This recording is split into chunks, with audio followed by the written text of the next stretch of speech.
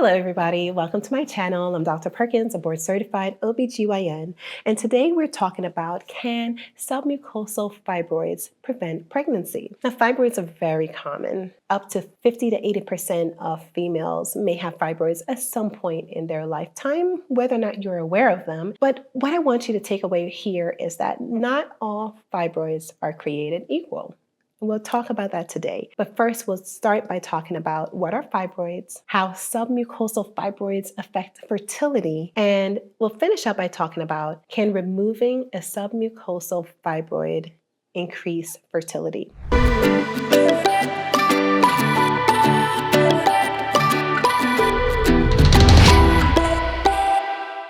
All right, so as I mentioned, we'll start by talking about what exactly are fibroids. They're very common. 99% of them are completely benign and not cancerous. They're actually growths of what we consider to be smooth muscle on the inside, and they grow in a way that creates like a ball. So oftentimes when we remove these from the uterus, literally you can throw them and hit someone, and it would be pretty hard because it's a very hard mass that is like a tumor that grows within the uterus. Now, the uterus has 3 different layers to it. We have the outside layer. I consider that to be like the skin. Then we have the muscle layer that is really the heart of the uterus. And I say it's the heart of it because it causes contractions, it grows and expands to hold the baby. It supports your uterus. Now, internal to that, in the inside space of your uterus is the endometrium. This area is truly the life of the uterus. This is what causes periods to happen. This is what supports a growing pregnancy. This is where all the great blood vessels that are needed to help to support growth are established and where they come from. Now, fibroids can be located in all 3 of those layers. Submucosally, those are fibroids that are on the inside layer, in the endometrium. Fibroids that are within the muscle, those are called intramuscular. Fibroids on the outside of the uterus, in the layer that I refer to as the skin, that one is called serosal or subserosal. Now there is a 4th type of fibroids that isn't entirely inside of the uterus, and I'm going to show you what that may potentially look like here. So this inside area here would be where a submucosal fibroid would be found. These thicker reddened areas here, this is where an intramuscular fibroid would be. And then when I talk about the skin, I'm talking about the outer portion of the uterus here, and fibroids can be sticking off or growing on top of the uterus or around the uterus at any point here. But the 4th type is almost like a plant or fruit that is hanging off a tree, like a branch. We call them a pedunculated fibroid because there's a stalk, and then off of the stalk is hanging this mass or this round ball that is growing. Now, sometimes these fibroids can truly be super large. I've seen them as large as a basketball growing inside of your abdomen.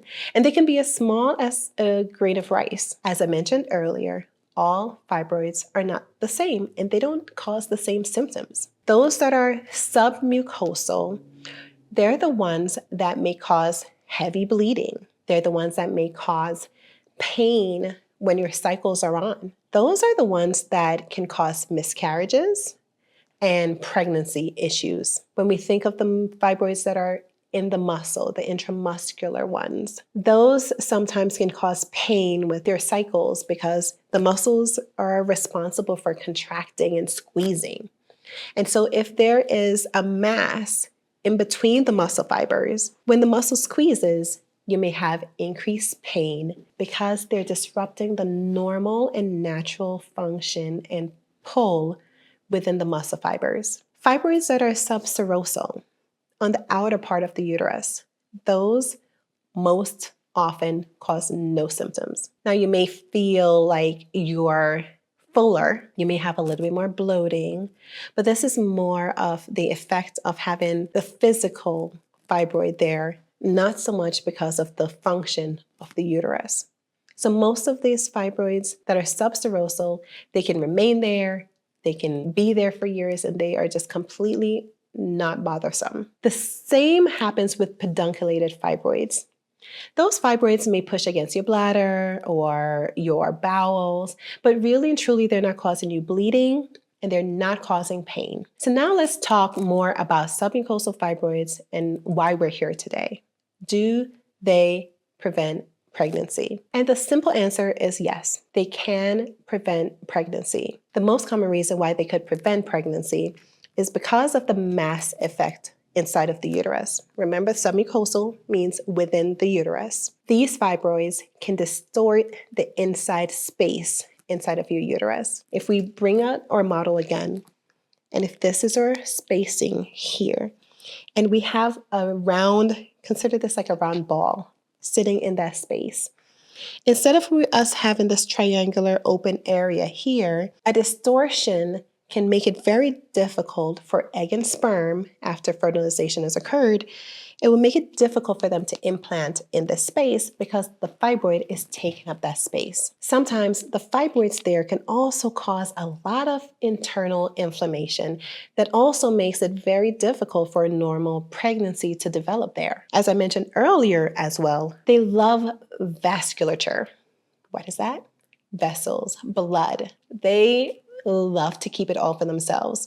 And so if a fibroid is living in that space and we're trying to grow pregnancy there as well, a fibroid will likely steal all the blood flow that a growing pregnancy needs, making it very challenging for a pregnancy to effectively develop there. Lastly, these fibroids can be problematic in that they can block sperm from passing through the cervix, traveling through the inside area of the uterus for them to get to the fallopian tubes in order to meet egg where and when ovulation occurs. This is really tough.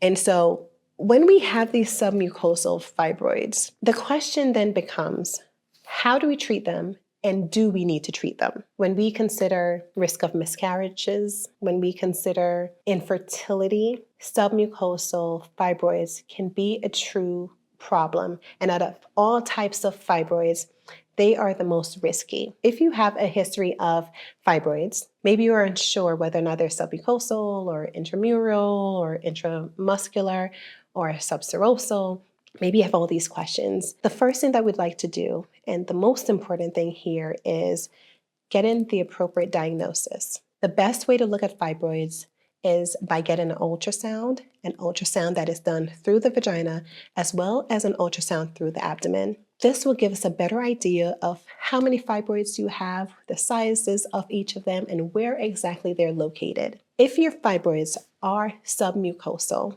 and you are truly intending on conceiving, and especially if you've been having a hard time being successful with conception, we may want to remove those fibroids. That can happen through a surgery that is called a myomectomy. That is a fancy medical word that means that we go inside and remove these fibroids. Now, this surgery can be done through the vagina or through the abdomen. When we have submucosal fibroids, those are best removed through the vagina. This actually doesn't incorporate any cutting of the vagina, literally.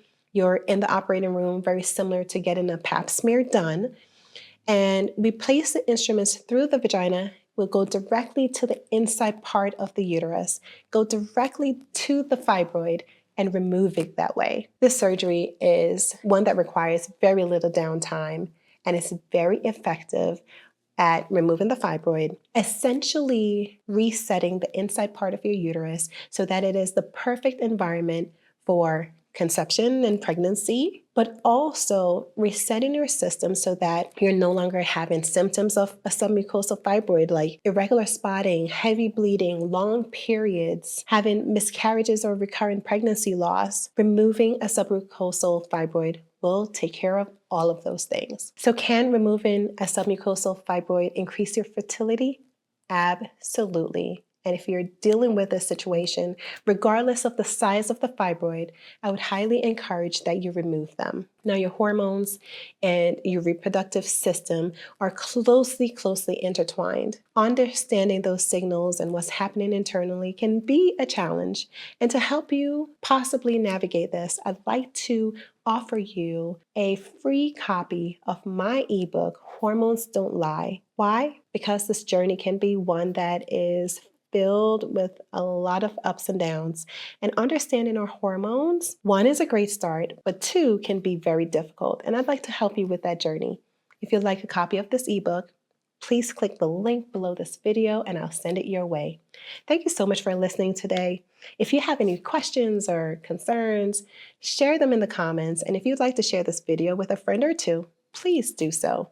Let's help each other live our best lives. And I'm here just to make it happen. Thanks again for listening, and I'll see you next time.